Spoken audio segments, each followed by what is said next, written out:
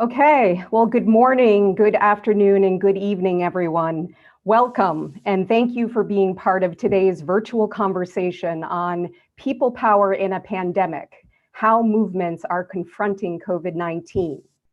My name is Maria Stephan, and I direct the program on nonviolent action at the U.S. Institute of Peace, which is today headquartered in my apartment. I'll be facilitating the discussion with a terrific group of panelists and with you all tuning in from around the world. And for those who are tweeting, we are using the hashtag #PeoplePower4Peace. People Power #4 Peace. So as we edge closer to 5 million global deaths caused by the COVID-19 virus, we've seen the terrible toll the pandemic is taking on families and communities around the world.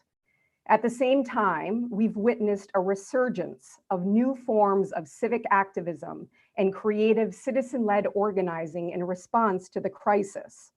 Mutual aid networks have sprouted up in countries around the world, including Algeria and Lebanon, where activists are delivering food and medicine and sanitizing public spaces. In Chile, women launched a feminist emergency plan centered around mutual support against gender-based violence. Polish activists have organized socially distanced public protests and drive-by demonstrations to challenge government policies. Activists from around the world have increasingly turned to digital platforms and tools to educate the public about the pandemic and to organize campaigns. At the same time, we've seen governments expand and abuse their power in the name of fighting the pandemic, including in Hungary and Hong Kong, where there have been further crackdowns on opposition and dissent. Disinformation and hate speech related to COVID abound on social media.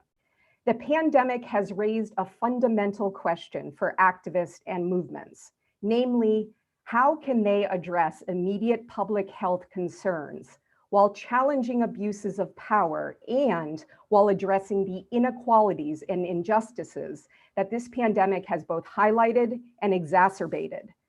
In other words, how do you link crisis response to systems change? With us to shed light on how activists and movements are responding and adapting to COVID, how they are planning for the future, and how donors and international organizations can best support the grassroots during this time, we are delighted to be joined by 3 remarkable activists from South Sudan, Syria, and Venezuela, along with representatives of the donor community and international civil society. So let me offer some brief introductions. First, Nelson Kawaje is the Director of Global Programs for Defy Hate Now in Africa, where he leads training programs on fact-checking and hate speech and misinformation mitigation work in multiple countries. Nelson also supports the development of internet and citizens' rights through platforms including the Network of African Youth for Development and Internet Society. Raja Al-Tali is the co-founder and co-director of the Center for Civil Society and Democracy, a Syrian NGO that focuses on civil society development. Raja has documented human rights abuses, trained countless civil society activists, and conducted research on women activists and unarmed resistance in Syria. And she's now one of 12 Syrian women appointed by the UN Office of the Special Envoy to the Women's Advisory Board of the Geneva Peace Process. Alba Poroy is a Venezuelan social activist and peace builder with experience in community organizing and citizen training. She has conducted workshops and trainings in nonviolent action and peace building in different cities throughout Venezuela, her home country, and across Latin America. Michael Silberman is the Global Director of Mobilization Lab, an organization that trains, coaches, and challenges changemakers and their organizations to build people power, deploy creative tactics, tackle root causes, and adopt collaborative cultures. Michael has more than a decade of experience guiding social change organizations to achieve greater impact through the creative use of participatory strategies and technologies. And finally, Katherine Zavala is the Director of Grassroots Partnerships at Thousand Currents, which funds and partners with grassroots groups and movements led by women, youth, and indigenous peoples in the global South that are transforming their communities. In her role, Katherine supports her team to model long-term engagement and commitment to whole ecosystems of grassroots actors working towards collective self-determination and social transformation. So I'm going to kick off the conversation with our esteemed panelists momentarily, but I first wanted to encourage folks tuning in from around the world to send in their questions at any point during the discussion. So all you have to do is type your questions in the YouTube chat box and hit send. You can also tweet your questions on Twitter using the hashtag #PeoplePowerForPeace. So with that, let me start by asking our panelists this kind of central question, which is, how has the pandemic changed your activism and movement building work? In particular, how has it influenced the strategies and tactics that you are using? So we're going to start with Nelson Kawajic. Oh, Nelson, just hit yourself off mute.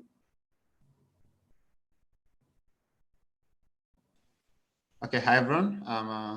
Thanks, Mary, for the introduction. So I'm just going to start by probably stating some of the challenges that we're seeing and then what are the tactics. So with respect to the pandemic globally, we have seen it had an impact on every facet of our lives and on every level of government, civil society, and also private sector. But let me talk about, like, in terms of organizing and the violations and the injustices that we have been seeing around. How are they affecting people here in East Africa, for example? So I stay in Kenya, but I do a lot of work in South Sudan and in other countries in the region. And we have seen during this pandemic, a lot of the central issues are still existing. We have issues of injustices, we have issues of human rights violation and this. But like with the pandemic, there are very specific things that are rising up. Like, for example, in Kenya right now, the government is demolishing a lot of houses that are not planned. And during the pandemic, we've seen also activists are coming to raise their voices around that.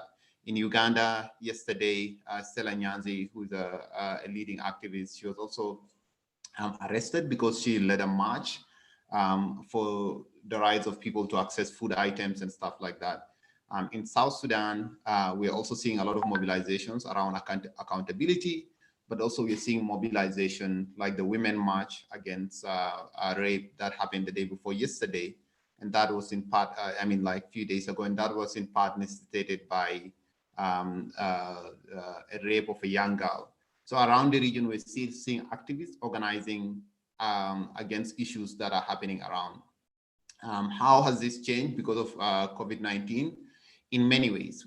For example, we are seeing manifestation of overstretch of executive power. The police are now at the forefront of everything, and they are implementing the lockdown rules at times in ways that infringes on people's human rights. What are the activists doing about this? We're seeing a lot of digital organizing. So people are having chat rooms, people are having campaigns, hashtags, and all this.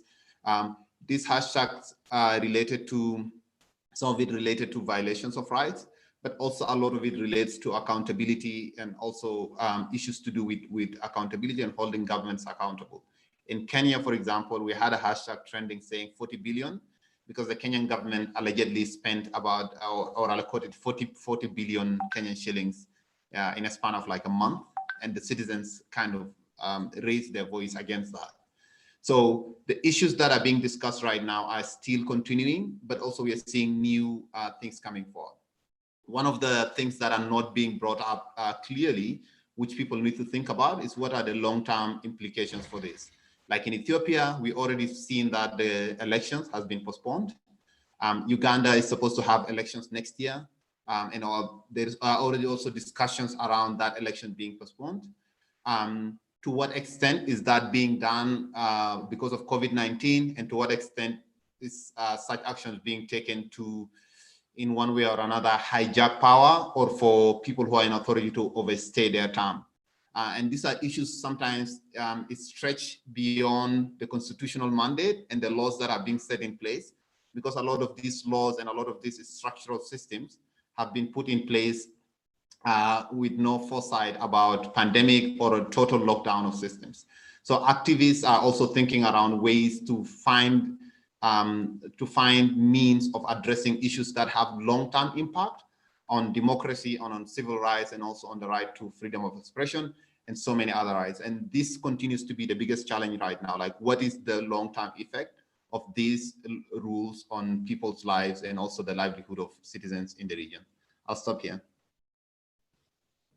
Great, thanks so much, Nelson. You really get at how activists are already thinking of connecting kind of the pandemic-related issues, abuses of power to longer-term systems change, which is very interesting.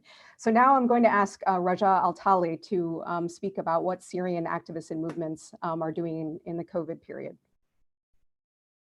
Thank you so much, Maria, for the introduction and for giving the space for myself and other activists around the world in order to talk about how people power are changing during COVID-19 and beyond.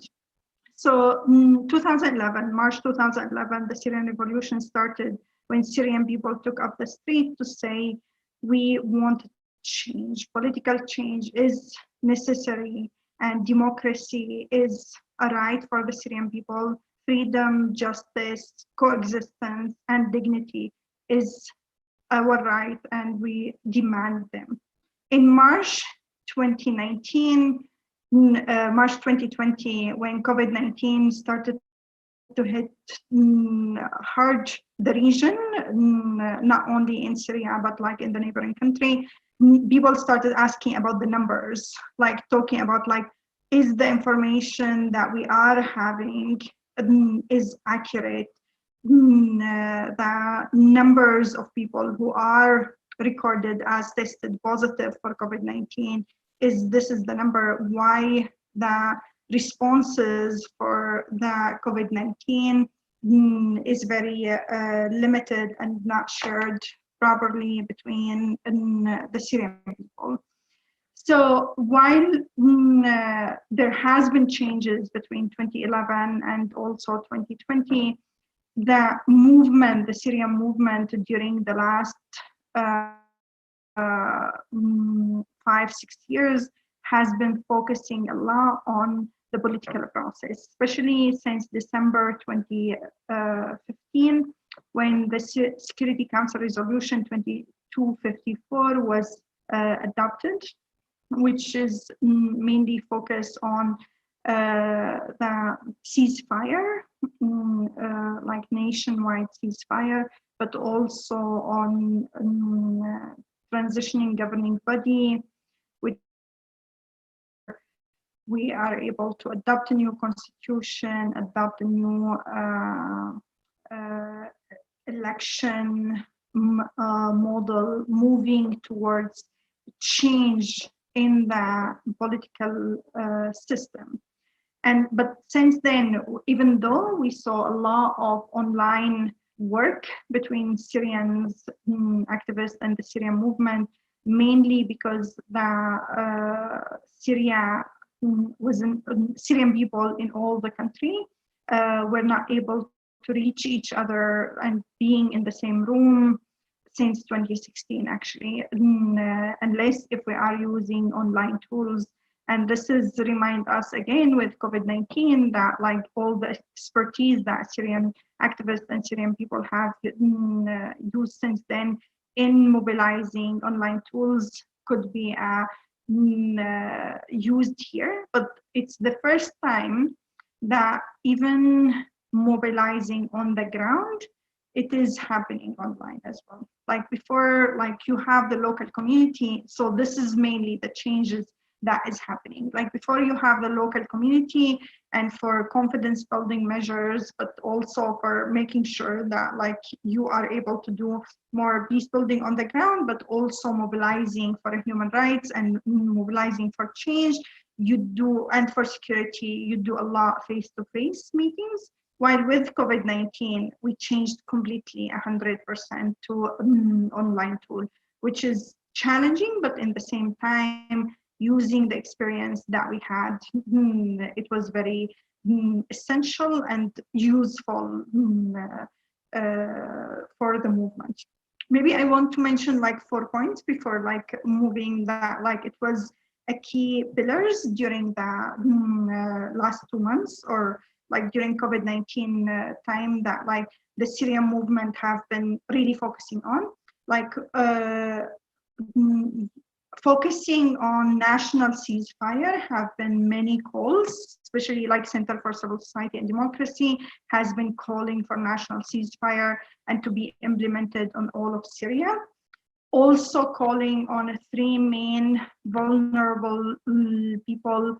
The first one is detainees and kidnapped people. And especially with COVID-19, we felt that the world are actually feeling more towards the Syrian detainees who have been like disappeared since 9 years, actually, some of them 5 and 6 years, in the most notorious detention center maybe in the world.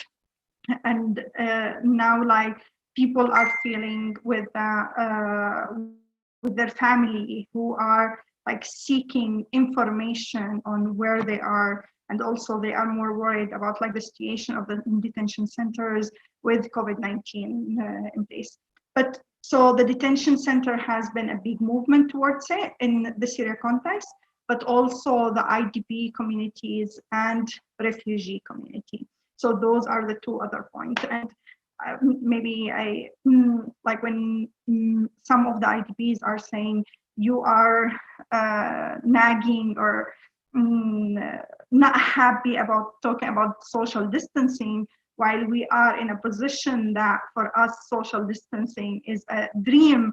This is give us actually even like more inspiration and more focus towards like what can we do more for the Syrian IDPs and also for the Syrian refugee. Thank you. Wow, thanks so much, Raja. That's poignant, the whole idea of social distancing as a dream for IDPs and refugees. So we're now going to turn to Alba Peroy, who will talk about what's been happening in Venezuela.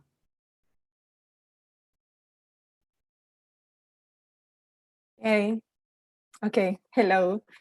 Hello, everyone. First, I want to thank to Maria and to the United States Institute of Peace for this invitation. I really feel privileged to be here with all of these panelists, my colleagues from Syria and from South Sudan. Thanks for this time. So I want to start to saying that COVID-19 arrived to Venezuela in the right moment that people were on the streets.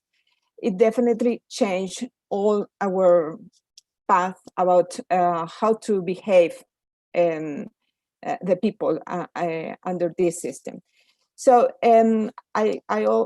of course, for an authoritarian regime, which is the government we have now, it was the right moment to put the people in a lockdown. That's why they called for an early lockdown. And also the sanitarian authority alert about the situation. So it had a positive response of the population in terms of the epidemic control. But nevertheless, there were several variables underground. For example, I must say, 1/3 of the population is on food insecurity, and 80% of population doesn't have enough income to buy food for a week, for example.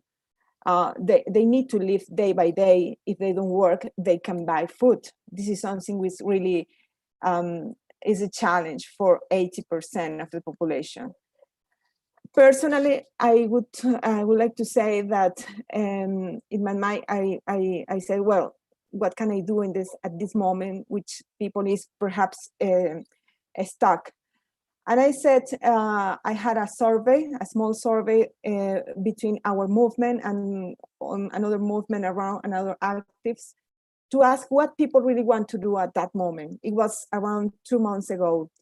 Keep them isolated without any action and prioritization the health condition, or looking for creative ways to keep the eye on the national crisis, protesting and maintaining a resilient environment even under repression. So that was our question inside. So people surprisingly they didn't give up. They want to keep fighting for restore democracy under sanitary compliance, which it was really not an easy state of this, no? So people were in the dilemma between how to balance the health safety and the possibility of enable their livelihood. On the other hand, this situation is transforming because I'm talking since 2 months ago, and now lockdown, after 2 months of lockdown, it has sensibly changed. People started to go out freely, not because it's allowed or not because the virus is under control. It is because they needed to go out even more at this time. So the presence of pandemic in Venezuela, I think, made more visible our current problems. People become more aware what is really failing in terms of public services, for example. Being quietly at home has been the chance to realize all the deficiencies together. So the abuses of human rights has been more visible because some particular professionals like journalists, doctors, or nurses have been arrested.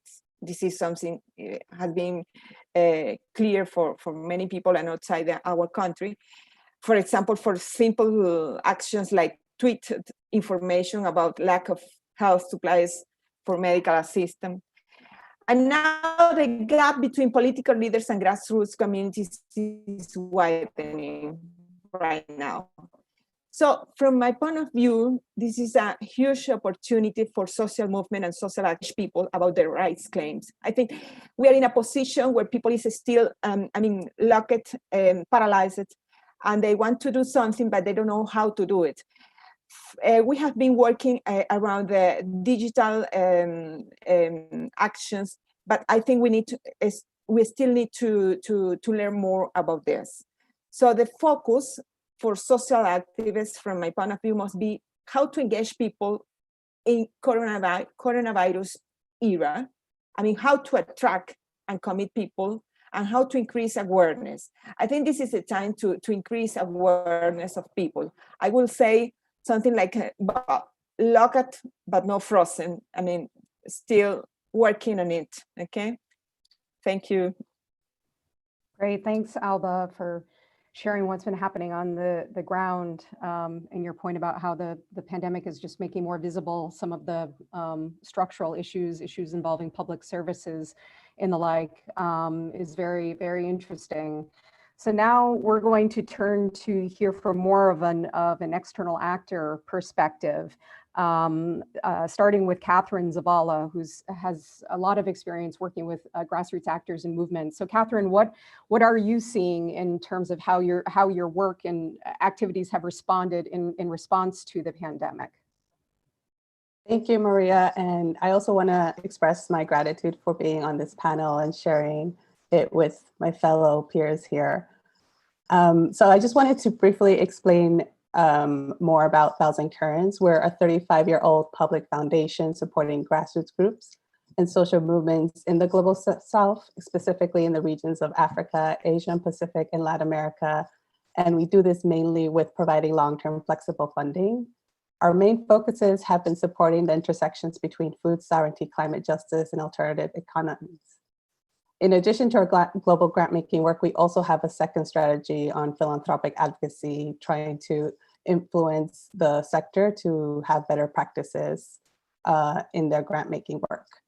For Thousand Currents, whenever an emergency crisis comes up that impacts our partners, we understand more than ever that this is a time for us to be nimble, adaptive, and extend ourselves as a funder. It's a reminder to prioritize supporting grassroots groups and social movements because they do tend to be the least resourced when it comes to emergency responses.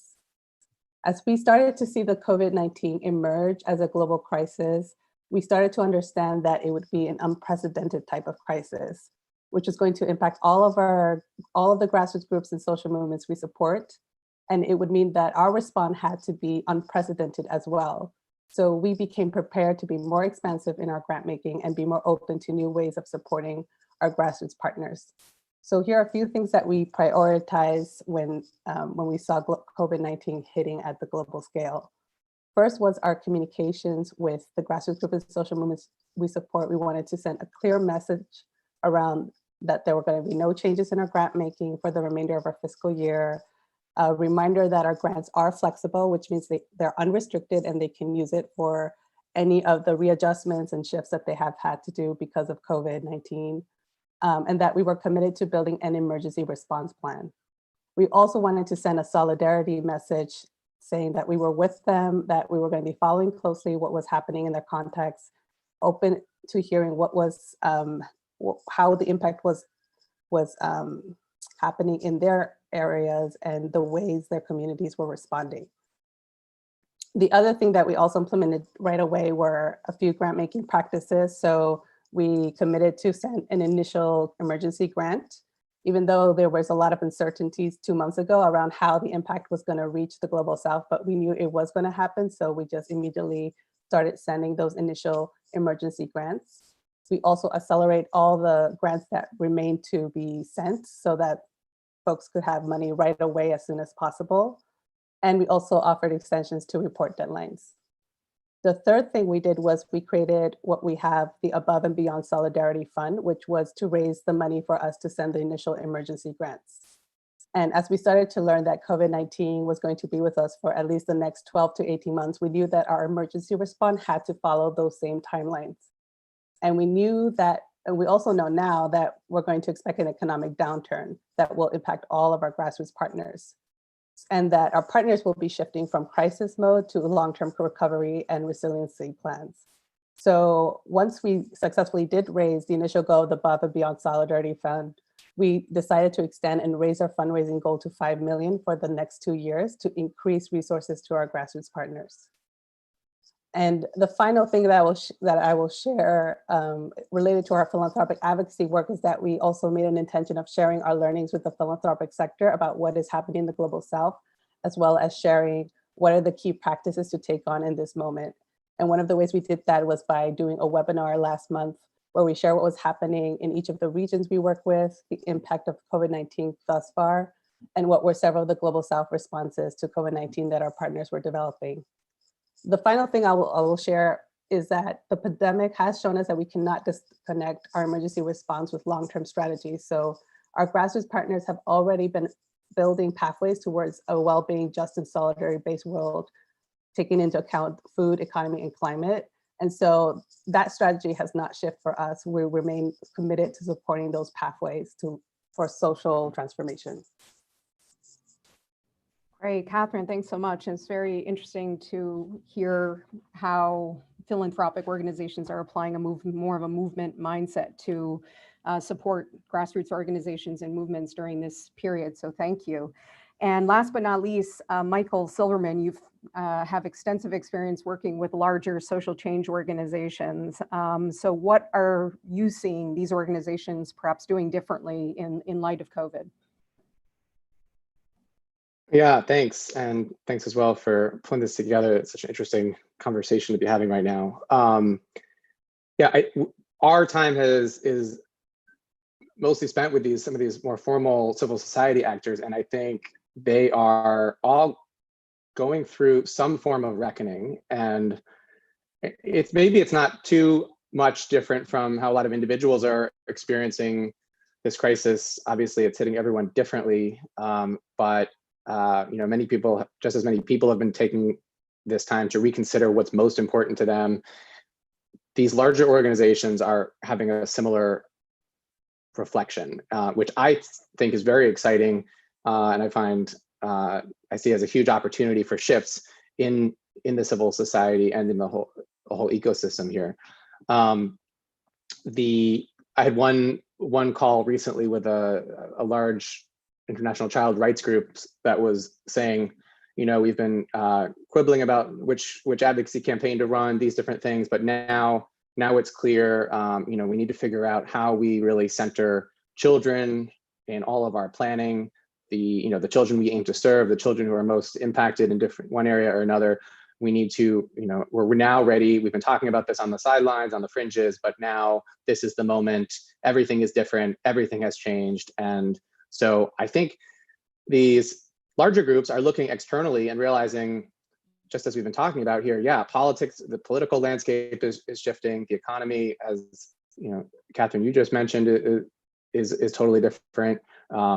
Societies are starting to shift in terms of how we collaborate, work together with all the mutual aid you started mentioning, Maria. And so therefore, it's now having an internal effect on how these larger groups operate, because they're taking pause and saying, how do we be effective? How do we still meet our mission in this new world? And I guess specifically the part that's most interesting, or I think important to note, is that one of the realities is that so many of these international groups that deliver their results through partners, through local partners, ultimately, are there's a lot of practical considerations where they can't get to those partners, right, if they were going to travel there previously, and it's more clear than ever that those partners are on the front lines of solving this crisis, of being in addition to healthcare workers, the most essential part of our collective global response. And so, local groups, community but grassroots efforts, we're continuing to see more and more evidence of these groups being not only the most essential, but also the most under-resourced, again, as Katherine laid out. So the opportunity here, and like the conversation I'm seeing starting to happen, which is I think very exciting, is kind of it's shaking up there was a shift the power conversation that I think many here are familiar with, where these larger international global groups were thinking about localization and ensuring that people whose lives are most impacted are at the center of decision making, are at the center of solutions, are co-designing, co-creating those solutions, or driving all of that work. And frankly, that was also lip service in many, for many organizations. It wasn't internalized fully, or it's been a long journey. And I think that journey is now getting accelerated, or that conversation is being recast in a way that these international NGOs or more formal parts of civil society are reconsidering this question of how do they truly trust the people they're working with or for, and put them at the center. Great, thank you very much, Michael. I mean, if the pandemic can result in shifting the power when it comes to donor-partner relations, that already would be a marvelous development, I would say. So just to remind folks, please, if you have questions for any of the panelists, feel free to type those into the chat box and send them. We do have a question, which I will direct to all of the panelists, which kind of gets back to a point that a number of them were raising about this issue of governments and other non-state actors abusing their powers in the name of fighting the pandemic. So the specific question is, how do activists balance holding governments accountable to taking COVID seriously, while at the same time protecting and defending civic space? So maybe we can start back with Nelson, who was touching on this point in his earlier remarks. What does it mean in this context to protect and defend civic space?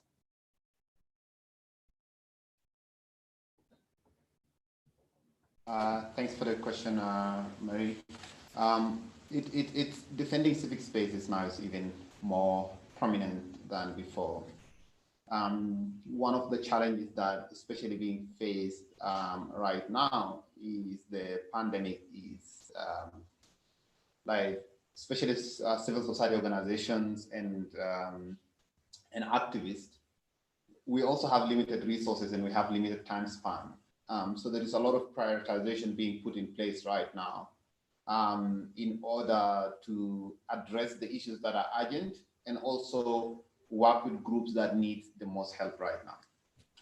What that might do is that a lot of key issues or things that have already started before might drop from the agenda or might be less prioritized. And that is just a problem of time and the physical space that we're in right now. We cannot be in all the places. Individuals by themselves, they want to protect their families, they want to protect themselves. People's livelihood is at risk here. So even we have a lot of people being laid off and stuff like that. So what happens is that you find that there are so many things that are competing for attention. And then as civil society actors, we need to prioritize the actions that we need to take right now. Like I'll just give the example of, for example, in South Sudan, there is an ongoing peace process, and activists have been advocating so much for the implementation of all the protocols and all this. But as we speak right now, the Vice President of South Sudan is positive, has been diagnosed as positive with COVID-19. What might that mean to the peace process? We also have the same thing in Sudan. So I think this idea of attentions competing and lack of resources and lack of time is impacting a lot of the local actors. That being said, we need to prioritize the issues and see what is the long-term impact that we have in place right now, and what are the actions, especially that are being taken by governments and by other actors. How can we ensure that these actions do not have, because that is the issue, that's the thing with power. Once you give it away, it's not just like after the pandemic, you're like, okay, can you give us the power back as citizens? It doesn't work that way. So how do we ensure that like the current structures that are being put in place does not shrink the civic space so much and does not infringe into people's right in such a way that after the pandemic ends, it rolls us back few years in all the progress that has been made. So this idea of the long term, the strategic objectives, and kind of the getting power to the people should always be there. But also we need to work on the other track of like ensuring that the needs, the current needs, issues to do with people's employment, health, and also the right to have the government take care of them at this time, those are also addressed. So these two, for me, what represents kind of the current priorities for the civic space. Great, thanks, Nelson. Alba or Raja, this whole idea of once you give up power, it's hard to get it back. How are either of you kind of thinking about engaging with security forces, other actors, and kind of preventing an abuse of power that could have long-term consequences?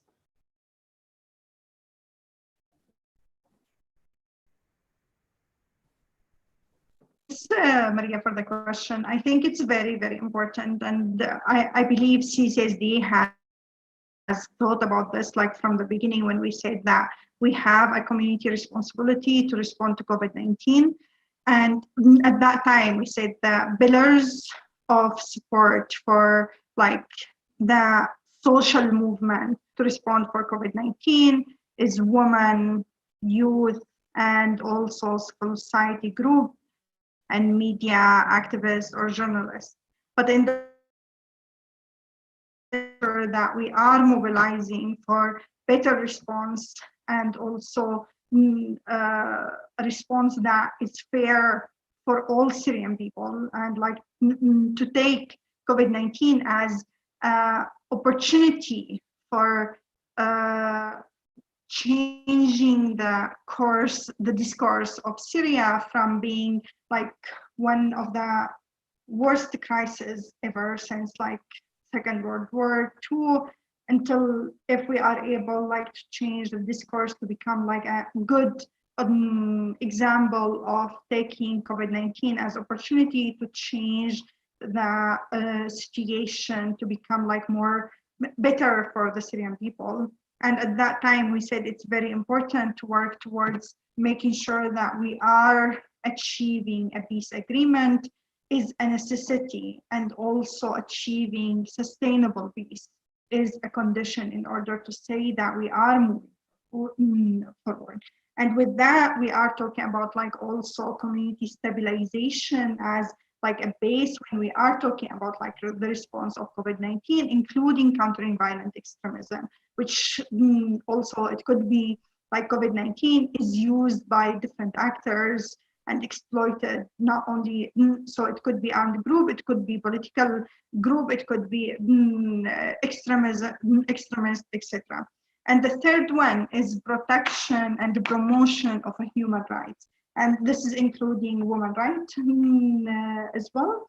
It is very essential that we shouldn't be having excuses as actor, like power actors, that because we are responding to COVID-19, we have the rights to abuse more or like do human rights violation even more. And from the beginning, we put it as a base that those are the three main issues that we need like to focus on, that should be the driver for us while we are having the pillars in order to have a better response for COVID-19. Thanks. Great, thanks, Raja. And we actually have a number of questions that have come in from our global audience, so we'll try to get through as many as we can. So this is a really good question. When it comes to mobilizing, educating, and organizing movements, what are the practices or beliefs that have not changed with COVID-19? And then the second part to the question was, have you seen any new government policies that are good and which are responsive to the problems that people are facing? Well, Alba, go ahead. yes. Yes, thank you. Well, I think the main belief that we have as activists hasn't changed. I mean, our proper beliefs are still there. I say the thing is, people is really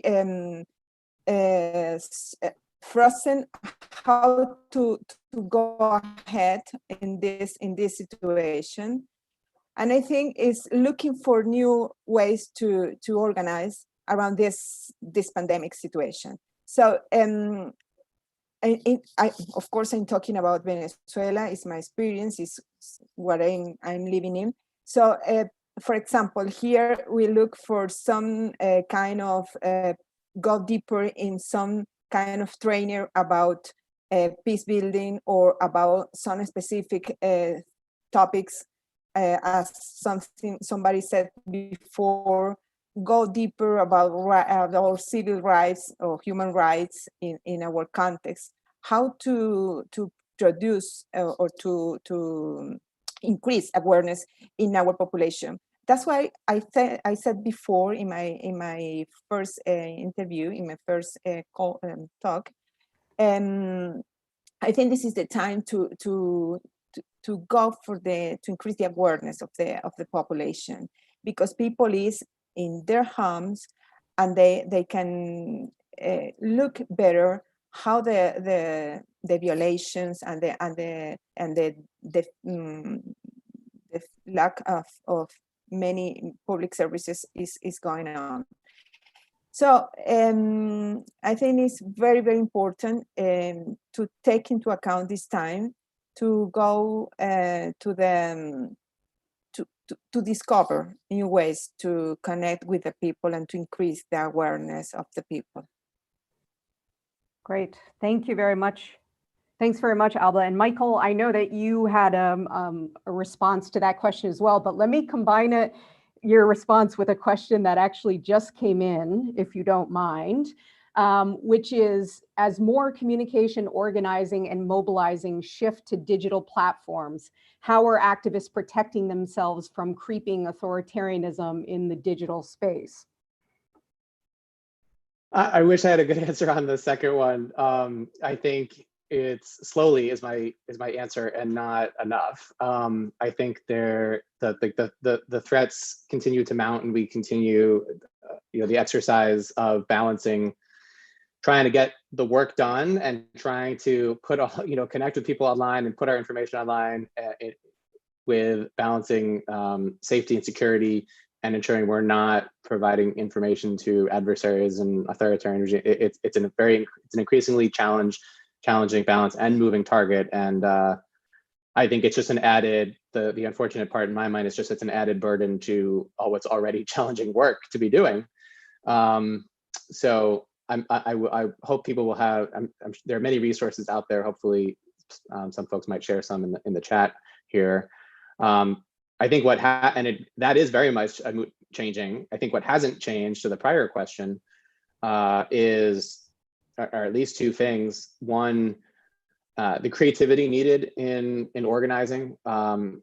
For decades, activists and campaigners have been confronted with challenges and shifting landscapes and unexpected obstacles. And in some ways, this is no different to that.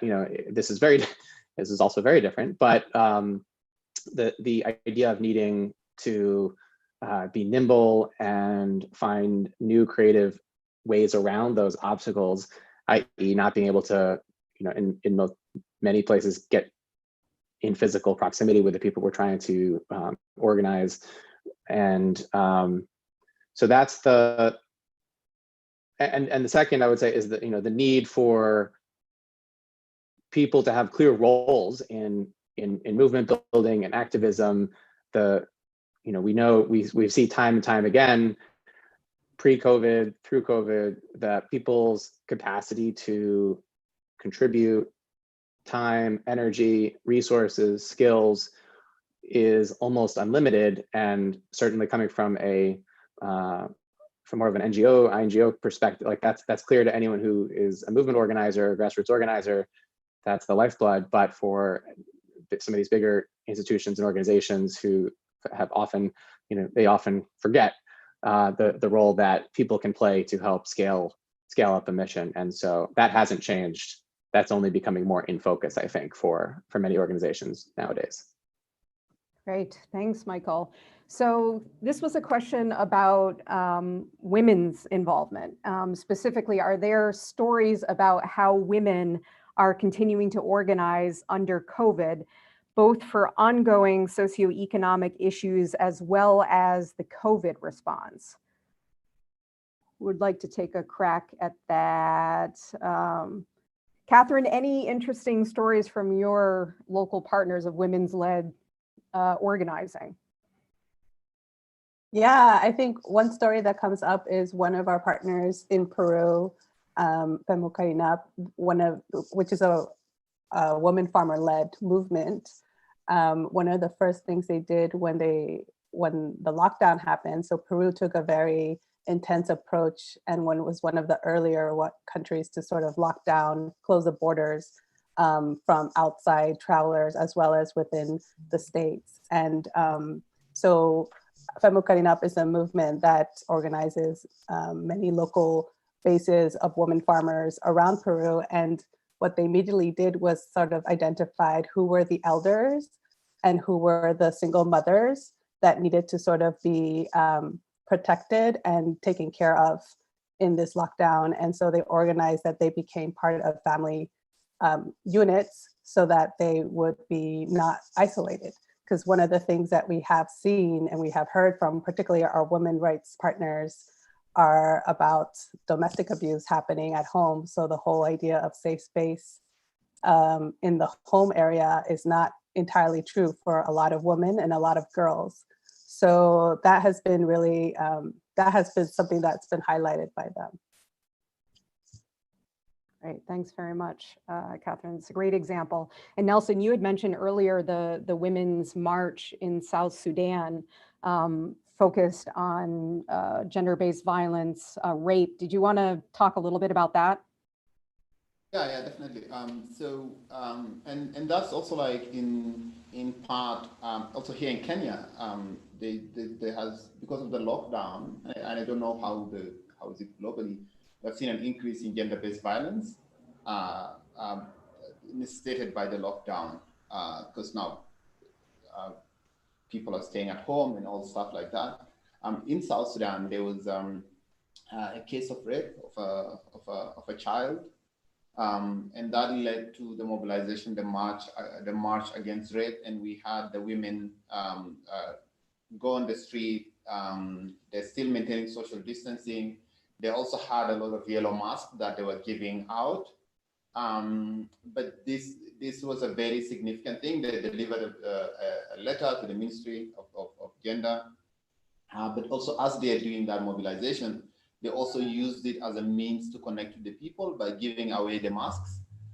So this also created more awareness to people who are on the street, but also brought more agendas. Brought the agenda to the attention of the public. And this is a very clear example that, like, some of the injustice, if there are injustices, like the fight against injustice doesn't have to wait, because this case of the rape, it came up during COVID-19. The women immediately felt the need to kind of march against that. And I think it created enough momentum and enough voice to bring justice to the family of the lady who was violated. That's a really interesting example. And as you say, the fight against injustices doesn't need to wait. And clearly South Sudanese women didn't wait in this case. So there is a question from the audience specifically for Raja, which is, how do journalists in Syria determine which sources are credible to know more about COVID-19? So maybe I want also to touch base on the women activism regarding COVID-19, and also I will get back on the journalism and also how they are, like the role that they are taking during COVID-19. So I want to highlight the work that IMSHE Network and with the Peace Circle, the Women Peace Circle, that they are doing inside Syria, where like beginning of COVID-19, around like mid-March, they relaunched a campaign. It's called Speak It Out Loud, where like mainly it's focusing on like having women and also men, actually, activists who are like focusing on making sure that women are supported while they are on the front line of responding to COVID-19. And this is not only in the like the health sector or only in like civil society sector, but also while they are taking care of their family. And this is like especially an extra burden is coming on women while they are in IDP camp, or they are in a refugee camp, or they are refugee in general. And the role that women are taking in organizing in order to get the resources needed to be responsible about, to like make sure that they are taking the responsibility about their family, but also their surrounding community. So the Women Peace Circle have been actually doing like different campaigns, smaller campaigns that to take care of the elderly who are not able actually to leave their houses. But not only, we are not talking specifically financially, we are talking also about like psychosocial support, like being together, solidarity and coordination among women and among like the people that they need the support during COVID-19. So Women Peace Circle have been playing a very important role, and also monitoring the situation on domestic violence and also increasing the violence against women, Syrian women in Syria and also outside of Syria for the Syrian women has been like IMSHE Network played a very, very important role during the last couple of months. So this is with the example of the women activism that has happened during, it is happening actually during COVID-19. With the journalists, like the information has been a big challenge in Syria. And not only in Syria, but also like with Syrians. Like around the world, you have the governments who are making sure that their own citizens, they are taking care of if there's any, like if they are stuck in one country and they need to go back to their country, like if we talk about like US or France or different country around the world. While in Syria, you don't have this body, which is actually could be responsible about their own people, the Syrian people. And this is where like the lack of information is an issue, but also like you are in a position as Syrian person that you don't want to go to your home country, even though this is like where you feel like you want to go there because you are afraid from detention, you are afraid from different kind of human rights violation. And this is where like journalist has been like very important actor in highlighting the situation of Syrians in the different circumstances. And it's not necessarily based on numbers and facts, it's based on human stories. And it has been a very important source of information for the last 9 years, that what we are not numbers, we are people. Every one of us has a story. When like there's bombing, the family who lost one of their family member, or they have to run away in the middle of the night, they have a story. And the human story has been actually the weapons, or they have been the sources of the Syrian journalists for the last 9 years. And I think like it's really affecting us every time when we are seeing those numbers of COVID-19, like in all different places around the world. And, you know, like in 2014, the UN stopped counting how many people were killed in Syria because of the military action. And we always, like among us as Syrian activists, we ask ourselves, our governments around the world will stop counting the people who are dying from COVID-19 at some point or not? And this is, it's not to compare, it's to show that the tragedy that happened in Syria in the last 9 years, it's happening in different way. And it's very important that like it's not repeated around the world, and also to learn. Like if we are able to learn from COVID-19 and to prepare ourselves globally on any other virus or epidemic in the future, this is very important, because like protecting the future from what's happening now or in the past is very essential. And this is our global responsibility. Thanks very much, Raja. So we have a question specifically for Alba, which is, how are you planning to raise awareness on COVID-19 digitally in Caracas, as the population is locked down and many have no electricity or internet? And the questioner noted that this could be applied to other places as well. So you want to kick us off, Alba? Just unmute yourself. I'm sorry. Yes. Yes, very good question. Because of course, I'm convinced this is a time to increase awareness. I'm convinced of that. And not only because we need, I think that the awareness is not only because we need to protest. I think we need to engage people, which is the first phase to strengthen a movement.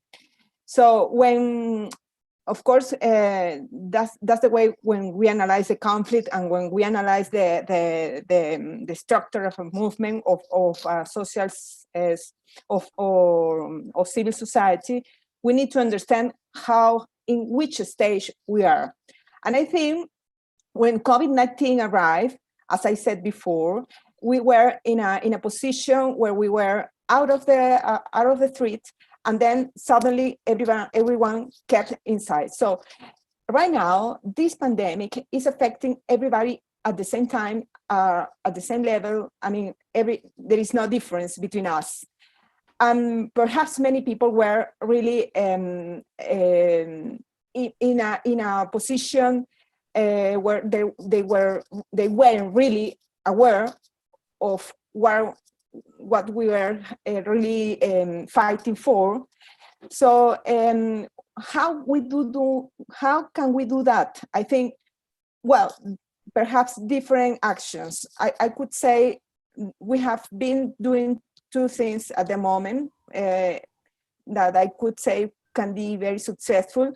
For example, chat forum via WhatsApp, which are really very important because we are connecting people for some specific topics.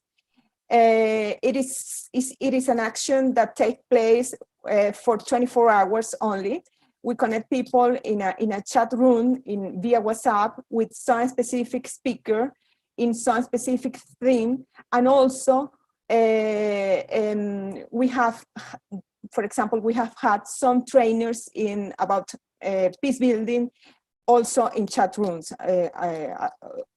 of this type. But for example, I can say also, if it's possible, I can tell this quickly.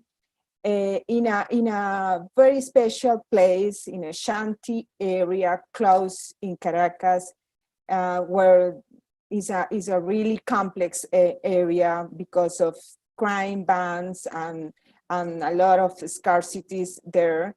People is now thinking how to connect them, and they design a specific action like a cold cinema roof, which is really amazing, because they create a way to connect people around the houses in the top of the roof of one houses, and they make a projection of the cine, and people can watch.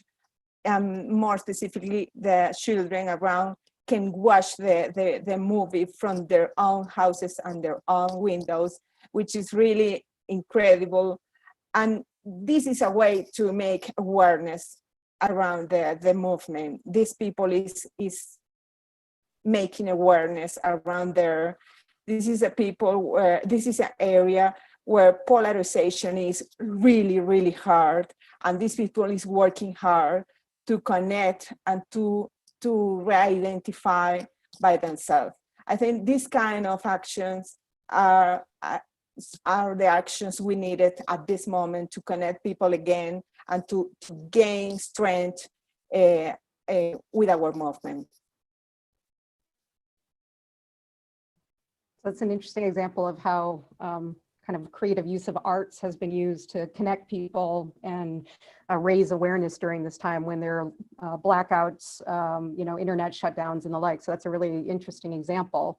I'm wondering from Nelson or Michael, from your perspective, this perennial question of the digital divide. And on the one hand, there are these creative new forms of digital activism.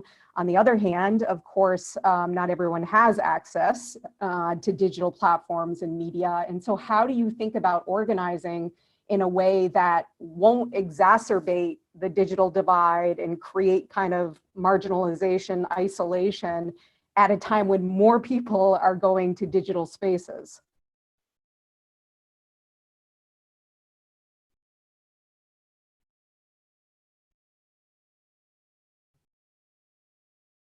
So the simple form of that question is, what constitutes kind of effective digital organizing at this stage?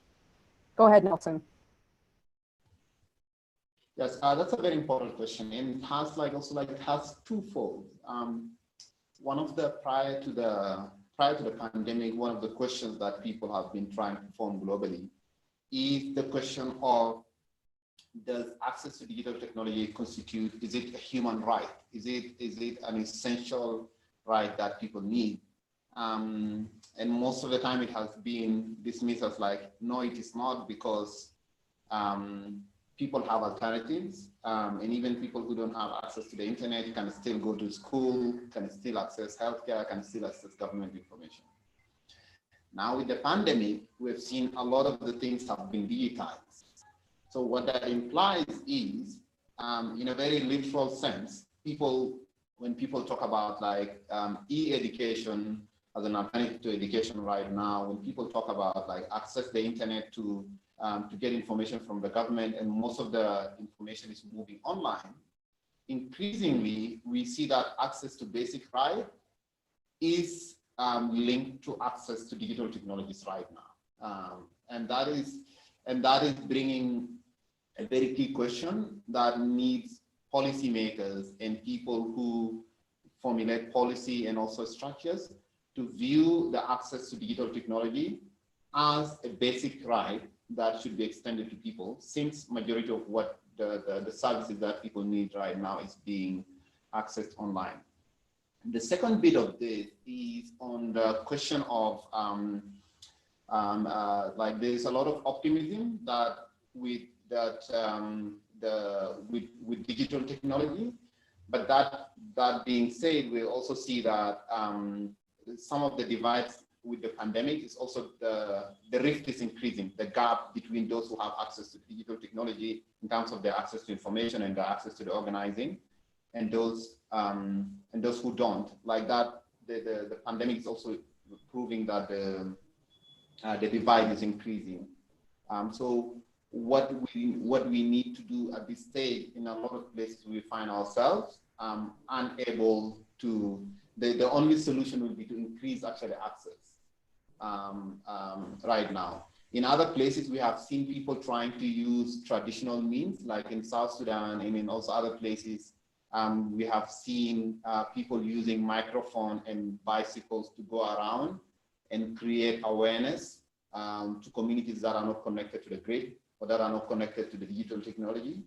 But you can only do so much with that. So the bottom line for me is like we need to have a different framework on addressing the digital divide, which is based on rights, and also framing the questions of digital divide as a question of access to basic rights. Oh, that's really interesting. I wonder if there's increased momentum to advance policies around the human right to access the internet, if there's been more of a push for that during this time. But anyway, Michael, did you have something additional? Sure, I can just, I mean, first of all, yes to digital as a human right, as, you know, as essential as, and I think that becomes most pronounced, especially in, you know, we're seeing it, especially in refugee camps where, you know, people's needs for internet and digital connectivity is as high as their need for, you know, water, electricity, other fundamentals today, and we should consider it that, as Nelson said. But from an organizing tactic, I have seen some creativity bridging the divide, and specifically, you know, we can look at some of the mutual aid groups who started organizing online and collaborating and using shared spreadsheets and making lists of and using tools like Slack and whatnot in different parts of the world, and then very quickly acknowledged we're not reaching many of the most vulnerable people, whether it's the elderly or anyone else, are not on these platforms. Therefore, let's go offline. Let's use the people who have digital access as a bridge to those who don't have digital access or or the same digital access, or even the same tools, even if they are, those people maybe have some digital, but not the same digital, right? And they're not accessing the same tools. So, you know, someone's grandparents who aren't on Slack, do we go and put flyers out? Do we safely walk the neighborhood with our masks and put flyers in the right places or on buildings, or saying, if you need help, you know, here's how you contact, here's the phone number, here's the place you can leave a paper message, or leave all kinds of creative ways, you know, put a certain colored fabric outside your window or outside your door. And the network we're building, which may be organized online, is then including those without access in other ways, in non-digital ways. It's interesting. I can say from personal experience, I've seen more colored flyers in my neighborhood during this period than any other time that I've been living in DC. Yes. So interesting example of how the digital kind of went offline really, really quickly. So here's another very interesting question from the audience, which is, when it comes to resources and access to rights, how do we apply a feminist lens to organizing and mobilization? Katherine, that might have your name written on it, at least in part. I mean, I can share from a funder's perspective, and that it is a time to support feminisms, as it is a time to support all types of social justices in this moment.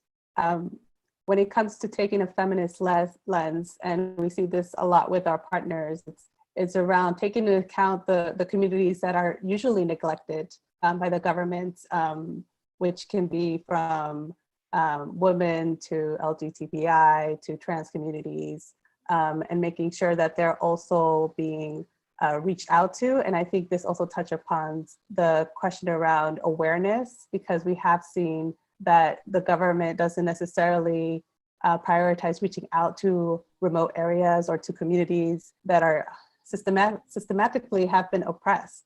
And so I think that has been really important to support movements who have been prioritizing reaching out.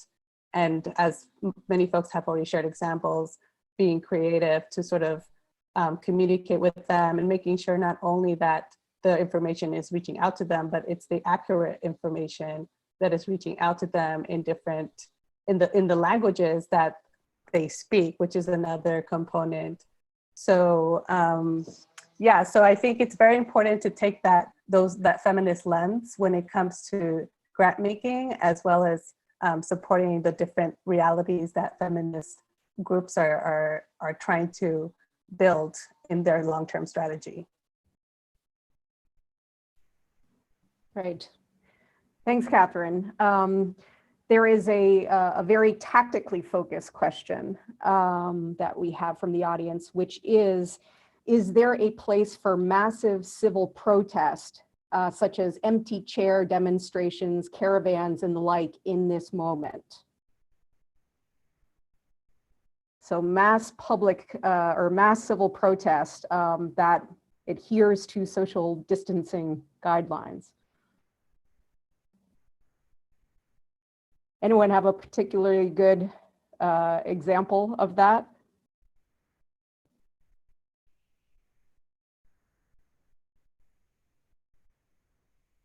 I mean, it brings to mind for me the example that I noted in the beginning. Oh, go ahead, Raja. There was a delay, so go ahead. Yeah, so I want to give a couple of examples, and also I want to touch base on the feminist lens, actually. So the first one, that in Lebanon, I mean, not necessarily, like usually I don't give examples from outside of Syria, but like it was like an important movement in Lebanon because it has actually stopped because of COVID-19, but restarted again for the economic reason and also because of corruption, etc. So it has been like a very important and not necessarily taking the social distancing into consideration while it's taking place, the mass movement, but it has been a very important one, and also it's affecting the region, the whole region, because the economic situation, because of COVID-19 and also before COVID-19, has hit very hard the region. But also an example in Syria, actually, and also like in the region, like using cars to do some kind of sometimes celebration has been like a good example. Instead of like you do parade, instead of the parade, you are doing like car parade. And also the scouts for different celebration inside Syria has been taking like some social distancing between them. So it's not exactly mass movement, but it's also like really responding to COVID-19 in a different way of people power. And it's very important why we are thinking that will COVID-19 take long period of time? What is the adaptation that like people will be taking in their daily life and also in their like movement and movement? This is like to show anger, to show demand for change, to show like celebration. This is all will feed into each other, and this is an important angle to look at it. Regarding the feminist lens with mobilization, it's very, very important that to talk about like the gender gap in technology access, in access to technology, and especially because we are talking about COVID-19 as transferring or there's transformation with our mobilization tools to online tools in many of the cases. It's very essential to really help in closing this gap, or like at least decreasing the gap with having the access to technology, the gender gap in access to technology. And this is from like funder perspective, but also from organizing perspective, we should know that this will take longer period of time, that to make sure that like women have the same access as male when it comes to technology. Thanks. Great. Thank you, Raja, for raising that point. So we've only got about 15 minutes left, and what I'd like to do is combine another question with the audience with a question that we discussed together as a panel that we'd end this conversation with. So the question that an audience member raised is, considering the global demobilization due to COVID-19, what will happen in the post-pandemic scenario without the previous momentum? And I'll link that to the question that I wanted each of you to answer to close out today's discussion, which is, how do you understand in your work the future of people power, both after the COVID pandemic and into the future? So why don't we start with Nelson, and we'll go kind of in the order that we began.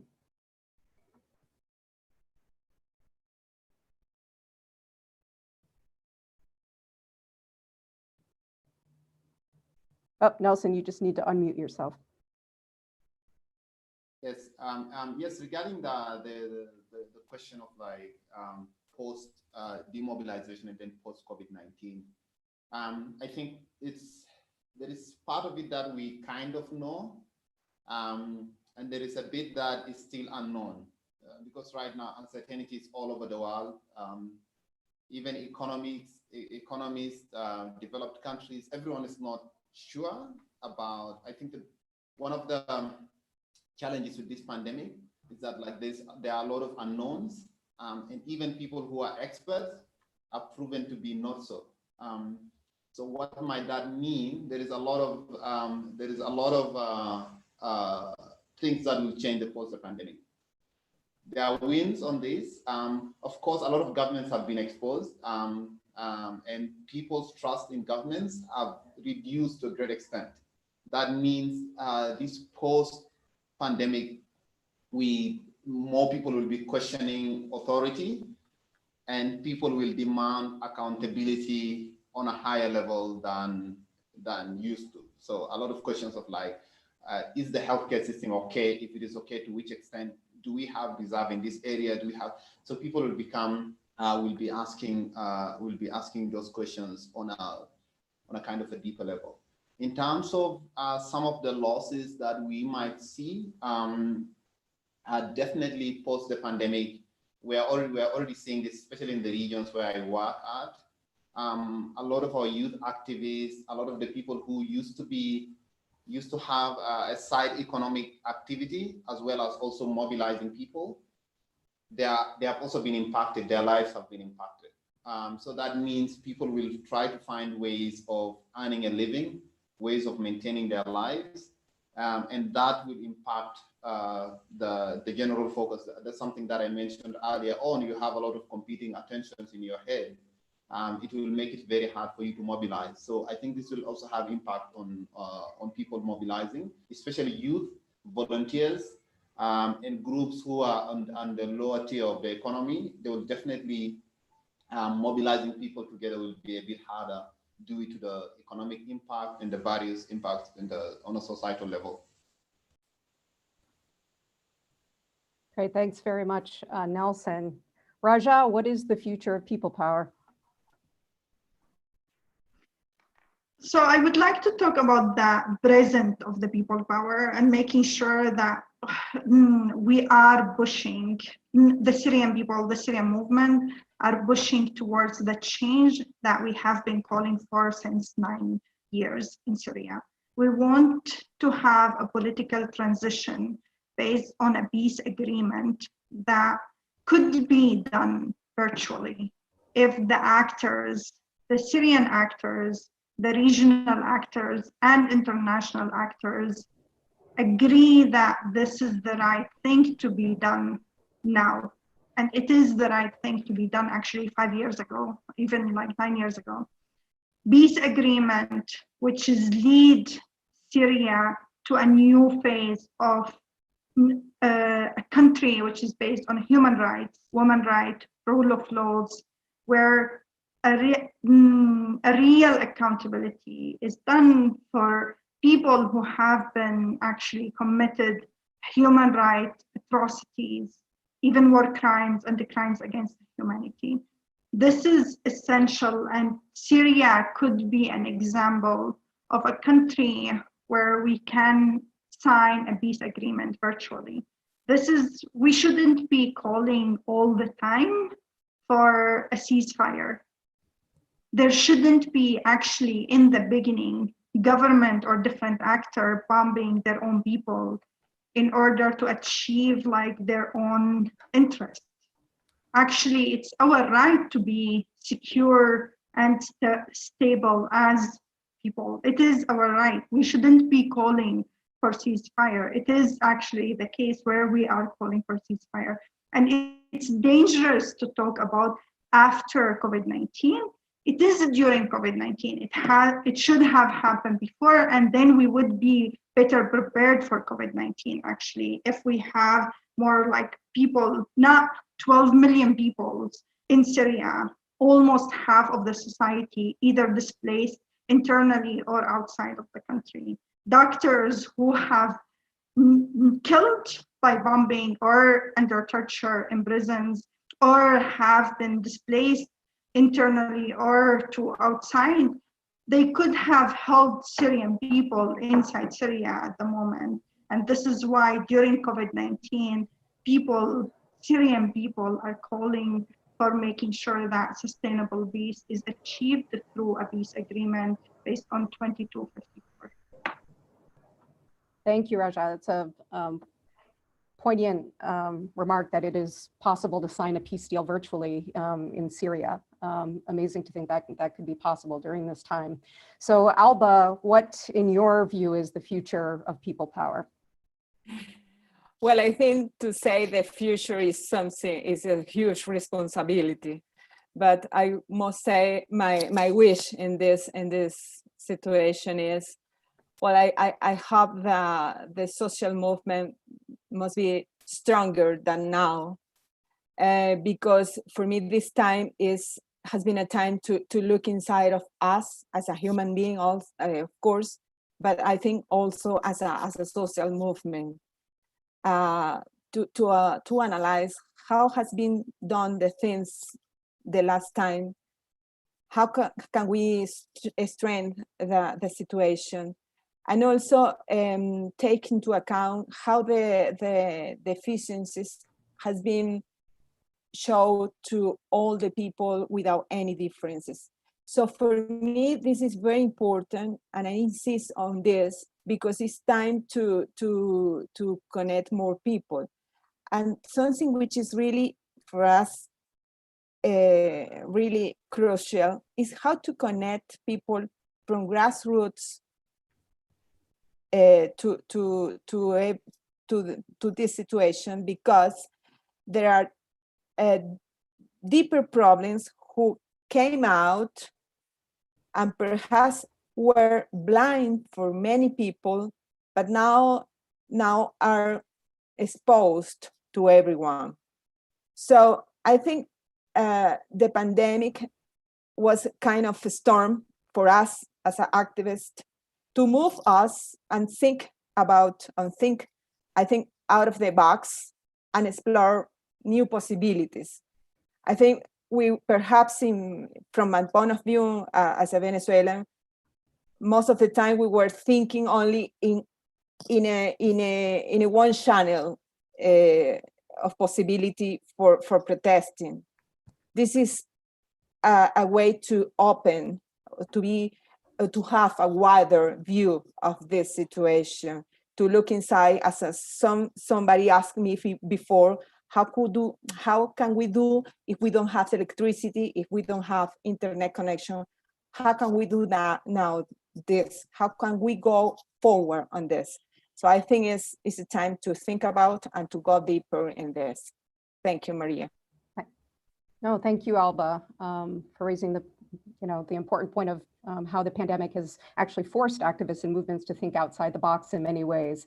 So in the 5 minutes that remain, Katherine, what in your view is the future of people power? Yeah, thanks for that great question. We already see before COVID-19 that there have already been multiple pathways towards systemic change because of people power. And as many have said, the movements now are learning different creative ways to strategize and build people power in different environments. So I don't think people power is going away.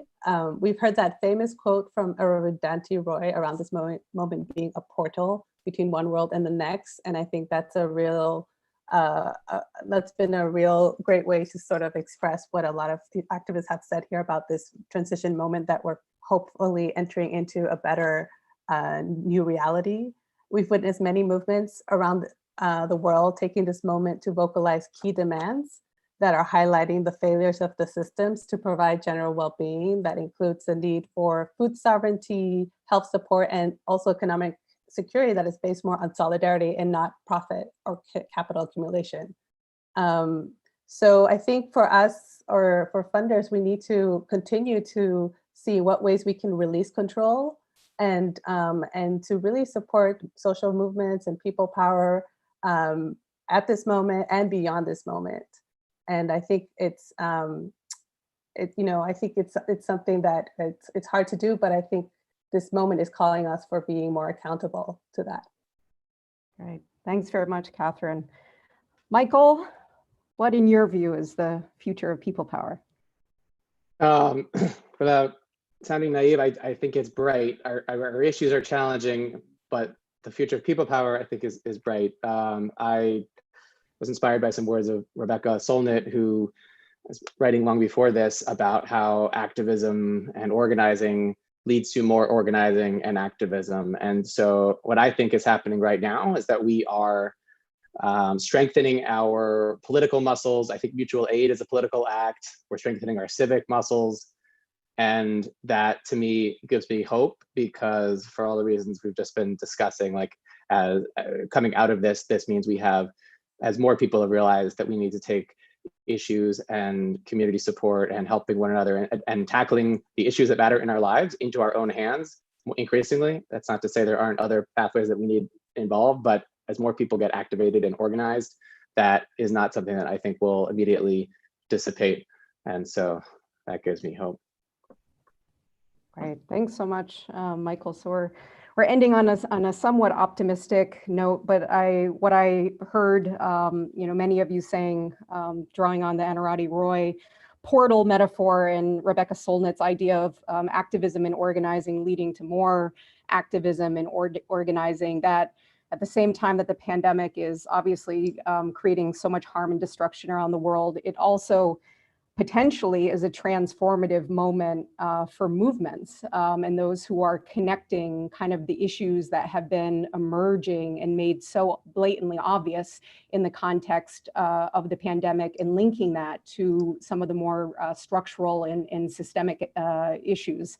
And, in the metaphor of strengthening our social organizing muscles, that's certainly a hope for what comes of this pandemic, and also that we're able to globally strengthen our peacemaking muscles in light of the COVID pandemic. So we're at the very end of our time here, and mainly I want to thank a really remarkable group of panelists: Nelson Khawaja, Raja Al-Tali, Alba Paroy, Katherine Zavala, Michael Silverman. Thank you all for your very thoughtful and very, very helpful remarks. And thanks, of course, to the USIP AV and comms team, and especially to Miranda Rivers and Nick Zaremba, who have been helping and teeing up the questions from the audience throughout today's conversation. So I want to thank everyone for joining us, and till the next time.